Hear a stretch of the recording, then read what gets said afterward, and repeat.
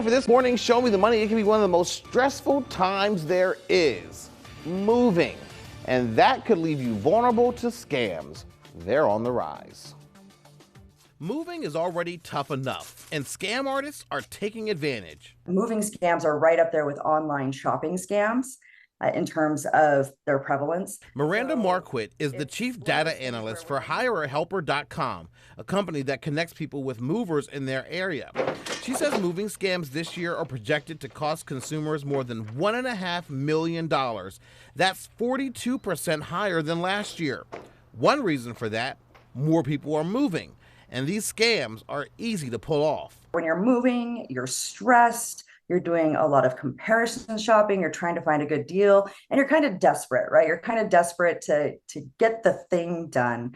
And so it just makes people a little more susceptible. One typical moving scam, the so-called movers take your deposit and then never show up on the day of the move. Another type of moving scam is where they give you a really low quote, they do show up, you pack up all of your things, but then when it comes time to unload your things at the destination, all of a sudden your move costs much more. They hold your possessions hostage until you pay an extra fee. But the most common scam is a simple one. So you'll have folks reach out to you and say, hey, we can help you change your address.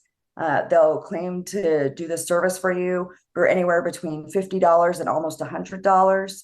And the reality of the situation is you can go down to your local post office and they have a little change of address packet for you, and that's free. To avoid becoming a victim, you have to do your homework. The first red flag is when you are comparing moving services, watch out for somebody that seems very, very inexpensive. Miranda suggests comparing 3 to 5 different moving companies. She also says avoid movers who don't visit beforehand. You want to look for a company where somebody will come in and actually look at your items, go through and in a professional manner give you a quote. So make sure you're working with somebody who does that. And finally, be wary of the types of payment they'll accept. If they only take wire transfers or payment apps, avoid them. Those aren't refundable. Say I have one of these moving companies and I fell for this and they are a scam and now they do have my stuff hostage or any of these other scary situations. What can I do then? Yeah, so unfortunately, there's not a whole ton that you can do. If you want your stuff back, you may have to immediately pay for it, but you can complain and you can file a report.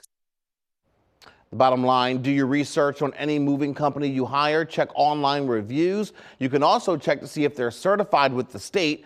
And when you do move, keep an inventory of all the items you have and keep any valuables you have with you, not the mover.